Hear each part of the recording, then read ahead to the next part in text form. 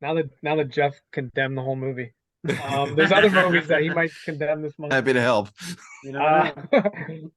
What would have been up Jeff's alley more? oh boy, this movie would not have been up Jeff's alley. Amos and Andrew. Oh no. Okay.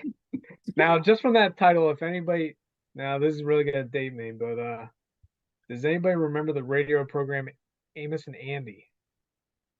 Which was Yeah, I do remember that. yeah, which played on racial stereotypes, Because when did it come out originally? like the 50s, I think, Yeah, maybe even earlier. maybe. So this is like a playing off of that. It's Nicolas Cage and Samuel L. Jackson. Samuel L. Jackson is this like affluent author who moves into a neighborhood, a very ritzy neighborhood, and some of the his white neighbors think that he's breaking into his house. So they call the cops, and then it escalates from there. And in order to stave off embarrassment from the police force, they hire Nicolas Cage, who's this small time crook, to go in there and ransack the place and say it was him that the cops were called on. It's got it. It's a it's an ingenious premise that's done at the most sophomoric level because that one joke premise just kind of runs out of gas pretty fast. Oh, and it's a comedy. Yeah, that doesn't sound like a It's a comedy. comedy. Game too because it's from E. Max Fry, who's one of the writers of The Simpsons during its heyday, like the early '90s. But like I said, the premise doesn't sustain for like the whole runtime. So Samuel Jackson has 2 bombs in a row Yeah. because he had our poster boy last month. Oh, that was a bad. A remake, Born Yesterday, came out this month. Oh, right, it's a remake. Yeah, I've never seen the original, so I can't comment on that. I did see the remake. It's mildly charming. John Goodman is in the movie. He's really good. He plays this this contractor who goes to Washington and is being interviewed by Don Johnson, this paper, because he wants to get some sway with some politicians for a project he's working on, and his girlfriend is this ex stripper, which is Melanie Griffith, and Don Johnson gravitates towards her, and she needs like a Pygmalion makeover. Mm. Were they together at this point? I believe so, or they met on this. Actually, Yeah, I think they were married at this point already. Yeah, I don't know Because when how old's Dakota Johnson was Dakota? born. I don't even know Yeah, how old's Dakota at this point. yeah. But they have some good chemistry. I think the ending Born was in '89, okay. So yeah. so she's 4 at this point. Weirdly enough, Don Johnson is the one that's in the movie that's kind of a stiff. I think he's one of those actors who's grown in esteem over the years. Like now you see John Johnson in something, you're like, oh wow, he's really good in that. Mm. But I think back then he was kind of like hampered by his good looks because everybody kept thinking about Miami Vice. He was kind of that matinee idol type. Mm-hmm. They didn't have a lot of depth. He was a little superficial. I think now he's grown into like a good character Yeah, actor. showing up in stuff like Knives Out and Knives Out, Cell uh, Block 99, yeah, what was the and there's a couple of Cold in Tarantino things he's July. been in. Yeah, he's had his own second chapter. Yeah. Yeah. Um, the trilogy capper for the TMNT movies came out this month, which was later subtitled Turtles in Time on home video, but was not Right. during the theatrical release. Just Really? yeah. Yeah, they Huh. added that. They added Right. that. I'm actually surprised nobody ever brought that up in the entirety of my life and hanging around so Really? many nerds. Oh, really?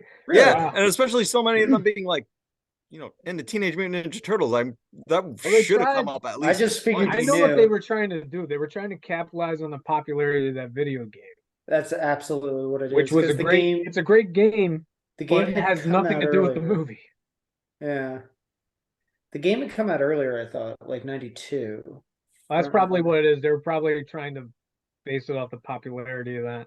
I mean, that's basically what it is. The turtles go back in time to I feudal know, but Japan, the game goes other all over the places. place. Yeah. The game was not made because of this, which I think some people assumed.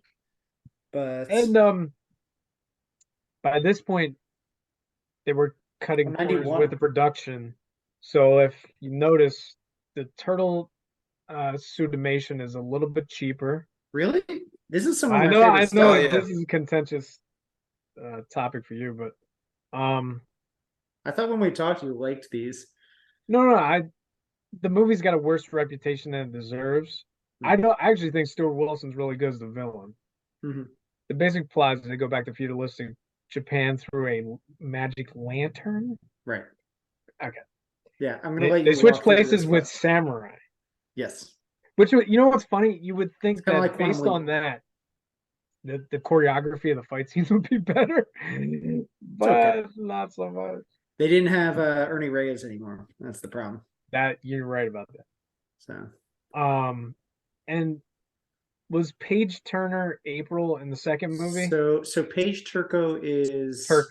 So Judith Haig wanted more money after the first film, so Paige Turco replaces her in the second one, and then they sort of did this back to back, kind of like Back to the Future 2 and 3, and so they were able to almost pay her the rate for both of them, which is another reason Haig is kind of right. So the interesting thing is, and I have never really gone to look for this, but Elias Koteas doesn't show up in the second film, but he comes back for the third. So Casey Jones interacts. It's funny. I always different pictured him being Aprils. in all three.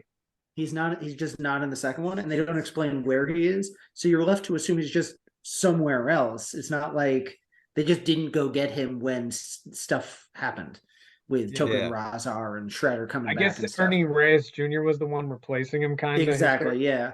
And I don't know if they thought they were going to have different sidekicks each time, and they decided to bring Elias back. But a weird thing they do is, so Elias Koteas stays and watches the Japanese people, can't talk to them. So there are all these goofy scenes to him, like introducing them to 1993 New York City. And Splinter's still back there. And then there is another character in feudalistic Japan that's an Englishman working under Stuart Wilson, or just living in Japan, named That looks Wit. exactly like him. That's him. There's no other Paige Turco that she switches with, so it's a little odd why they even. He actually does a good job in that dual role. Yeah, but I think there's something else there that they must have wanted to do that they just sort of kept Wit in. It's an excuse to have Elias Koteas there, but it almost feels like he should have gone with the other 5 characters. Right. And I don't know why he didn't. The script is kind of a mess. Like I said, I think actually that when they do go to feudalistic Japan, I think the actual set design, production design is pretty good. Lest I think the turtle suits are a little bit cheaper, but that's negligible. I also want to point out that the one thing that I really like is Raphael is supposed to be going through some stuff about not being the leader, which he always sort of has throughout I feel like the entire franchise. All 3 of them. Right. And he gets a poignant moment with a Japanese boy, and he learns what it's like to be like a father. So he sort of understands Splinter's place better. And they actually, the music throughout the 3 films is genuinely brilliant. They have this theme when he's with the boy that sort of plays on Splinter's theme from the first movie. And so it sort of actually wraps itself into the other films that way. So there's some subtlety there that makes this actually pretty good for fans of the Turtles. If you're willing to accept some goofiness, some messiness, you know, it's not as good as the first film, but it still has some good things in it. I saw another remake came out this month. Point of No Return. I didn't know that was a remake. Yeah, you know La Femme Nikita? Oh, right. We did mention this when Nikita came up back in 1990 or 91. We did it as a poster boy. We did mention that there's like 5 iterations. So I guess we've caught up to the second one. I knew 2 waves of shows because obviously we knew about the most recent one was with Maggie Q. Right. And then there was one during the 90s. Right after this. Like 95 through 98 or something. It is John Badham remaking the Luc Besson French movie, La Femme Nikita. It's Bridget Fonda this time. as the female assassin. He seems to have like made a whole genre of these. I feel these international assassin movies because Anna came out like what, a couple of years ago. It's basically the same premise. Um, Only this movie comes off unintentionally laughable. It's not good. And I think actually John Badham's a pretty good journeyman director. But the casting in this is atrocious. Bridget Fonda never comes off as the most delicate way I could say charismatic. um, and the action scenes are kind of rote. But What can you do? what can you do? Robert Sean Leonard was in a musical. The second one is this month, but the first one is probably I don't even know how this did actually. So I know this is the more popular of the month. If I remember correctly, it might be in our guide about it was of the music related movies within the 90s that starred Christian Bale. This is the lesser one. It's Swing Kids. A very didactic, bludgeoning drama about supposedly Nazi youth, but they sanitized the Third Reich in such a way that it's almost like Kenneth Branagh is the heroic Nazi. Oh yeah, I forgot they kind of remember that. Yeah, I haven't seen it since I was a kid. So wait, what was this movie again? Swing Kids. Swing Kids. Oh, Swing Kids. You love that? Yeah, have you seen it? I saw it once in genocide studies in high school. Boy, it's not an accurate portrayal of that. Yeah, the movie itself, it almost, I don't know, I don't think it was produced by Disney or Touchstone, but if it was, it feels very, very watered down. Swing Kids truly bombed. It made $5 million total. It came in 10th the week that Mad Dog and Glory came out, in 5th place.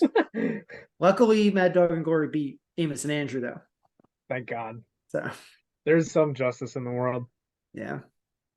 So yeah, Robert Sean Leonard's fine in the movie. And actually Christian Bale's a little hammy in the movie, surprisingly. Yeah, he's still trying to get rid of his. But like I said, that for a movie that's set in Nazi Germany, it pulls a lot of punches. And nobody's using a German accent. Yeah. Everybody's using American accents. I think what There's they're trying no line of dialogue that says that they're American expats either. Ever. Yeah. No, I think what it is that style of like trying to get the audience to really relate to the characters, especially not Nazi Germany. It's like, why make them German? Make them sound American, so that way American students or young American kids, when they watch this, they could be like, oh, I could see how I could fall in love with the Nazi party because of my dumbass be like, yeah, maybe. What they should have done is what they did in Hunt for Red October, where at first they're speaking Russian and then it transitions over to English, which they also did for Valkyrie.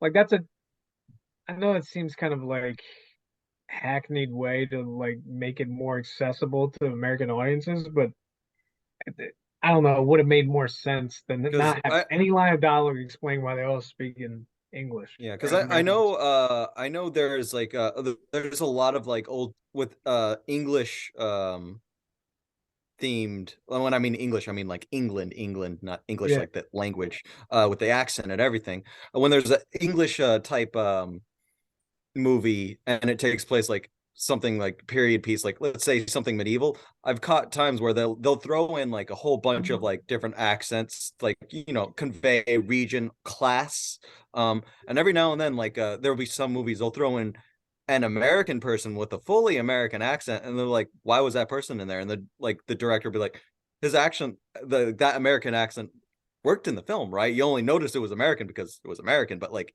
for the character it fit, because like the person wasn't acting like a obnoxious like modern American. He's very enunciated, proper speaking, so like they felt like they still fit in even though they had an American accent. And it was like basically, and like some of these movies are like, I know one of them was I think a Shakespeare Who was Mel Gibson has an who Australian was in it? accent in the King one. Henry, something like it. Who was in it? Was it Kenneth? I have Branagh? no idea. This is English history, English class back Henry in high the Fifth, school. Like Kenneth this Branagh. came up. Yeah, Was it there was Kenneth like Branagh? we were watching, and it was like one dude with an American accent, and like that's when I found out He don't about have like an American because I like mean, Robin Williams shows up in the '96 Hamlet as oh god, Yorick. yeah, So, no, it wasn't Robin Williams. This was like an older dude from like the 60s and 70s, and like he was like a Jack known actor. Lemmon? Jack Maybe? Lemmon's I at the don't know. beginning of Hamlet. He plays Yeah. one of the guards. yeah, was it? Could have been. yeah, Like, this could have was- been oh, that. so That would make long ago. sense. Yeah, that would. That make sounds sense. about like Jack Lemmon, which is Yeah. one of Corey's favorites. He's my Actually, wait, you favorite said actor. guard, right? You Yeah, said guard, right? he's Okay, a that guard. check. Yeah, no, then it was Hamlet with Jack Lemmon. Nice. That's funny. Yeah, but like that- every I like like every it. now and then, Figure like that out. you'll have movies set in like foreign places in different timelines, and they'll randomly throw an American accent in there simply because it fits the character. So like if for swing kids, if they want them to fit the characters, and just like, yeah, no, fuck it, let's stick with an American accent. Like I think the idea was to like make it more relatable. relatable to the American audience, to say like, hey, look, Nazism happened over there and it can happen here. Just That might be the point. don't separate yourself. They force the audience not to separate themselves because of the accent, because Right. you already have the time difference, the era from the 40s and Yeah. the 90s. So From like 50 they want years them to like, earlier, because Right. when was that experiment that that some high school teacher pulled out of his ass, where he Oh, like I basically forget. basically organized his class we into get like off track basically now. fascism, just to prove a point. Like, yeah, no, this can happen today very easily. Yeah, I don't remember when it happened, but Yeah. you reminded me of accents in other films. Harvey Keitel in The Last Temptation of Christ. What are you Oh, no. talking about? Who could say what we want to do here in Earth? You want to walk through the desert? Yeah, yeah. What's the matter with you? All right. So Robert Sean Leonard had another film this month, which He did. interesting. While we were having this discussion, I went away a little bit and looked into the box office, and I couldn't find the other film, and I didn't know why. I don't This think it got movie- released theatrically, did it? When we pick out the movies for each month, we look at Wikipedia just to get a generalized release date. Married to it is listed in there. It's this film about three yuppie couples. Robert Sean Leonard is with Mary Stuart Masterson. I always forget her name. So Mary Stuart Masterson is with Robert Sean Leonard, and then you have Ron Silver with Sybil Shepherd, and then you have Beau Bridges with Stockard Channing. And so they're all decent actors. It's just about like growing up, and they're all at three different periods in their lives. Like one couple's trying to have a baby, one couple's just got married, one couple is on the rocks. So you can see that it's like a separation of what could happen in a full marriage. And that's all it is. It's just a nice film. My parents liked watching it because I'm sure they're the same age as Robert Sean Leonard and Masterson. So I think they could see themselves in it. So I saw this a bunch on my TV off and on because they'd stop and watch half the film. It's one of those things they catch on the movie channel. Arthur Miller directed, right? Nice heartfelt ending. Yeah. So it seems like it's good. But looking into it, I just saw that it actually came out in 1991 in Canada and didn't get released until now. And it has a 30% on Rotten Tomatoes. So I feel like this got dumped. It made at most $1 million. It's not listed on the box office website we use. So maybe it didn't really come out. Maybe it went to cable. Yeah, that's actually what Ebert says. Ebert says this seems like it was destined for cable, and I don't know why it didn't just do that. There Goes the Neighborhood was basically a cable movie that we reviewed. Right. So this is along the same lines. I liked it, but I haven't seen it since 94 probably. So maybe 95, But it's the thing my parents liked. And I remember specifically because this is his other film. Robert Sean Leonard shined out of the six of them the most. So it's what? Just time to shine. Oh, poster Hey! boy. Ba-da-da-da. Welcome back, Jeff. Jeff can get off his BlackBerry Okay. and back into the show. Yeah. Okay, Yep. pal. Oh. Well, since we're in the 90s, it's just the AOL sample disc. Yeah. Well, I didn't hear the dial tone though. okay. So Yeah. this may be fairly obvious, but this was the best poster of the month. So I just want you to describe it and try to figure out what this is about. It may be easy, but At I don't first- mind throwing you a little curveball. At first glance, it looks like a giant lightsaber, but it Good, looks like there's a good. sky beam coming from the night sky into a lake of sorts. Big thing that reaches out at me from the tagline here, it says based on the true story. Yeah. Mm-hmm. So there's a Yeah. beam shining through the trees, probably Might at throw you night. off. I feel like initially I wanted to say it's Close Encounters of the Third Kind. He's But not now that I see based on a 1970. true story, I want to say Men in Black, but that didn't come out in 93. So That was a true story. 7. I wish, all right. but they want you to think. So it's something I don't know. The sky beam keeps making me think aliens, but that's not the case. Is that the plot Something- you think it's about? I'm maybe, or that beam could just be you blurring things out, No, So- well, you never know. Yeah. or it could be a wait, hang on. Or there's just someone standing there in the corner because it looks like it's in like a mountainous landscape Oh, somewhere up north. Oh boy. Oh, he might have. He's getting close. He might have seen what I did. Abduction. Oh wow. Santa I'm Claus impressed you saw what I origins. blurred out. Nice. Yeah. Okay. So this is it. The only thing I blurred out now is the top left corner is the tagline, which gives away the plot of the movie. So it's not really a tagline. Is And this then the just- title is in between the two yellow lines. So I'm gonna guess This is all you have. this dude that is clearly like levitating gets imbued with either superpowers or a religious fanaticism that he touches the lives. It's actually Footloose too. He's dancing. That's a spotlight. Right. Okay. Dirty space dancing. Yeah. Is he's not close, if I remember correctly. But other than the aliens. Huh? Is that Robert Patrick?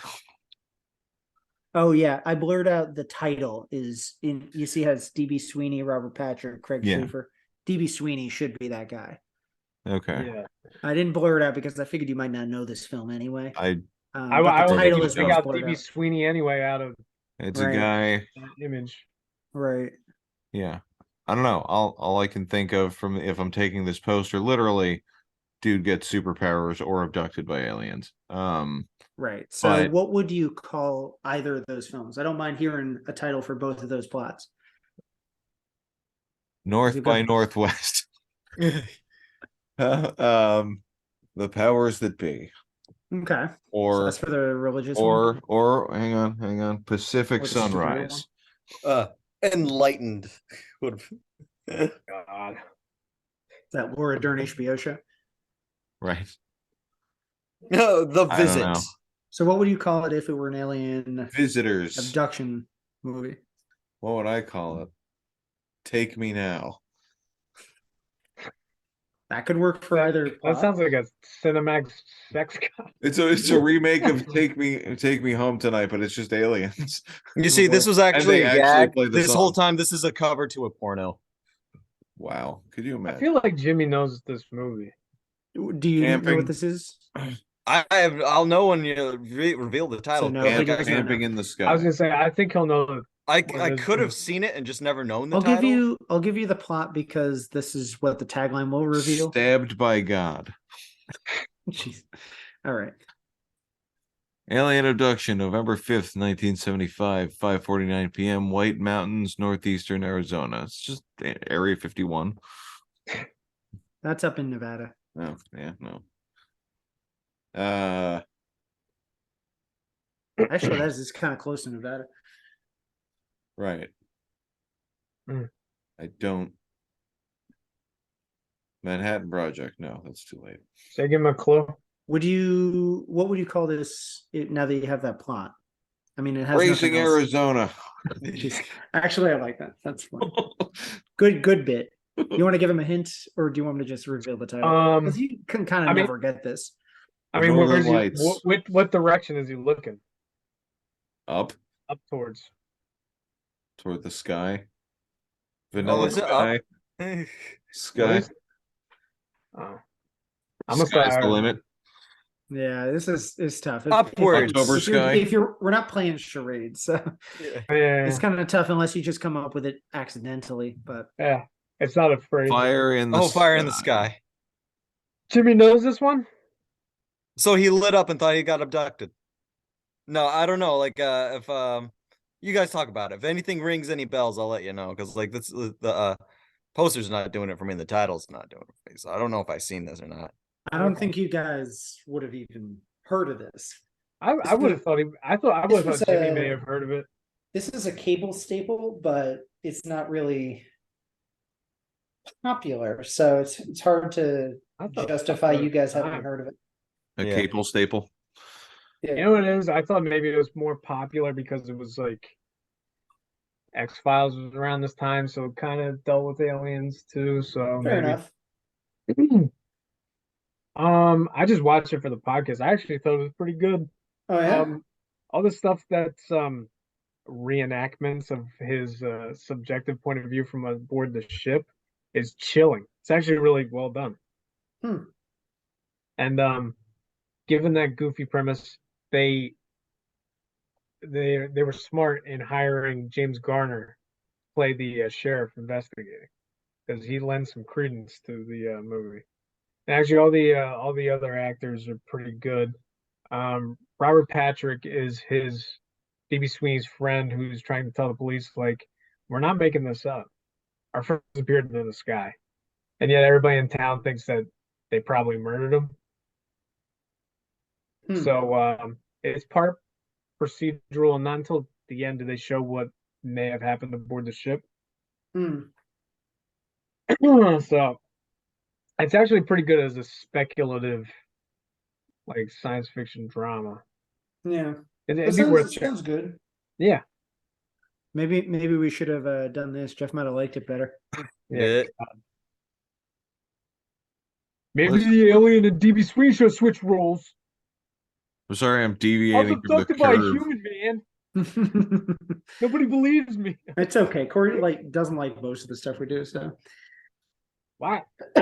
you're allowed to not like There something once in a needs to while. be like a Weird Al type biopic about how Bill Murray was returned by the aliens in exchange for someone else. Who do you think we should cover for our picks of the month? We talked about this before we started recording, but the obvious choice might be Robert De Niro. I think Uma Thurman.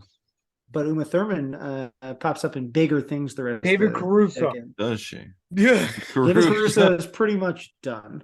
No, No. That's not necessarily true. Oh, he tried shifts to to have television. he tries to go do movies. Yeah, At one point, he leaves. yeah. NYPD Blue starts this year, and then he leaves after a season Yeah, because he he's gonna thinks be he could big. do stuff in gotta do films. but he Jade and can't. Kiss of Death. We've learned that he can't. So Well, he can't do About- stuff as the lead. He does stuff as a side. How about He's great as a side. right. He just picked the wrong projects and then had to Yeah. fall back into TV. And then he got 12 seasons and he's retired because he doesn't have to do shit anymore. He made all that CSI money. how So- about Mike Starr? I know you guys were I'd be interested cool in with Mike that. Starr earlier. I like Mike Starr. Pick our favorite. Oh, you know what? I have a Mike Starr actually. Okay. No, we don't have to do Mike Starr. I'm just throwing. No, let's do Mike Starr. I don't know him in anything other than this I got- right now. Yeah. Really? Like I might have got seen him Mike- in something else, but I don't know Mike Starr that well. I know Like, what I'll, Tristan's pick gonna out a pick. I movie. bet. Do you? I can guess. Go ahead. Ed Wood. Nope. Didn't remember a minute. I hope you're not gonna pick the one I'm gonna pick. Probably not. Goodfellas is out. I don't count that. It's too easy. He's in a ton of these Italian mafia films. That's the whole thing. It's his part in a lot of these. I was gonna Uh, go with. He's always the heavy. I'm going with the Ice Harvest. Okay. A movie none of us have seen. Well, now you can because I just recommended it. But he plays the heavy in that too, and he's got a pretty big role. Mm-hmm. It's a good dark comedy set around the Christmas. Mm-hmm. Dark comedies around Christmas, always good. Yeah. Got to bring What it about down a Thorn little Head? bit. It's Billy Bob Thornton and John Cusack, directed by Harold Ramis. No. I actually did see him in Kill the Irishman. Okay. Oh wow! So You like Kill the Irishman? I do like Kill the Irishman. Okay. Okay. He was in the Birdcage. Yep. Oh shit, he was in Clockers too. He's done a lot of stuff. Yeah, he was in a lot of stuff. Dumb and Dumber. He's in a ton of stuff. Summer of Sam. Are you looking him up, Jimmy? Tristan Big Yeah, Black might as Dynamite. well. No, I'll say what I was going to do. There's a little horror film from 1985 that I picked, Cat's Eye. Oh, that's a good one. He Where does. is he in there? He's I believe with the I'm trying to think of his name, but it's Robert Hayes. no James Woods. He's in the James Woods segment. The Isn't he Quitters Inc. one. Right. He's in that part where he's trying to get him to quit. Yeah, it's He's what's trying to get the comedian? money from What's the comedian's name that plays the doctor? Something King. Alan King. Alan Yeah, King. he's in that part. So he's playing a heavy in that, but It's a good movie. he like starts it out and he's the one, I think he saves the cat, so the cat continues on. The cat's throughout all the stories. Yeah, the whole thing is like the cat is sort of unlucky at first because all these things happen around the cat, and eventually the cat actually saves a little girl from a little gremlin It's in Drew James Woods' Barrymore. family. Yeah. So, and I Yeah, was that- like that as a kid. That troll looks goofy, but It was probably the first thing I saw Mike Starr in, actually. So I did like him in that. that is a good movie. Yeah. That's underrated Stephen King movie. Not a lot of people talking about. Yeah. Because it's kind of like having one of his anthologies on screen, you know? Yeah, it's just not. I mean, it's never gonna be as good as Creep Show, but it's good. I've never seen that. I should. Yeah, you should. But I also like the movie Blown Away, which comes out soon in our. Hey, that's a good movie. in our Hey, lineup. I hope we could talk about that maybe. I think we already picked what we're gonna. Oh, it's 94. We could use that. God, the only reason I know that it was July 94 is because it 94. was the same year as Speed, All right. and it got I buried. got my by Mike Starr Speed. movie. All right. Yeah, Go we ahead. might cover that. I have not like What's it took Jimmy me got? it took me a while to find something on his Born on the 4th of list. Because he has a No, lot of stuff. Yeah, he's got a lot of stuff, and a lot of it I haven't seen, and it's mostly Like television. small parts too. Yeah. Jersey Girl. Oh, he's good in that. Yeah, Yeah. he's Carlin's Yeah. friend. That's right. yeah. Like I'm sitting there like, what have I seen him in? And I was like, Jersey Girl. Yeah. Like I like him in that. I've Yeah, seen this is Kevin this is a Smith weird movie. eclectic Why not? mix of stuff. Yeah, it is. Yeah, I think we picked a good character then. Nice. Because you could easily go with Bobby De Niro, but he's definitely like a character actor that pops up in things rather than He's been in a billion things. yeah, he's just It's always just, around. it's been I remember mostly from television. So that's all. Right. Yeah, So is De Niro. pretty good. Pretty good. So next month we're gonna cover another favorite actor of ours and sort of playing against type, I think. Something that he doesn't usually do because he's usually just a comedian, if I'm correct. Because I haven't seen this film that we're covering next month. Yeah, it's more of a dramatic performance. Yeah, but Danny DeVito stars in something called Jack the Bear, which I had never heard of until Corey was like, "We got to do this. We got to watch this film." So I don't even know what it's about. I I hope you kind of like don't it. want to say on this. We'll figure it out once we all watch it. So Steve Zalian wrote it. yeah, this is the He's a great epitome of writer. digging deep and finding a hidden gem. So very excited to look. I've been looking forward to this since we picked it back in December. I don't like how you did that hand gesture, digging deep and Scooping? finding I, it. Like I like, scooped. like yeah, It's like he's got I call him, DeVito in his hand right there. I I pulled feel a like you heart just- out of someone. Oh, See y'all next month. yeah.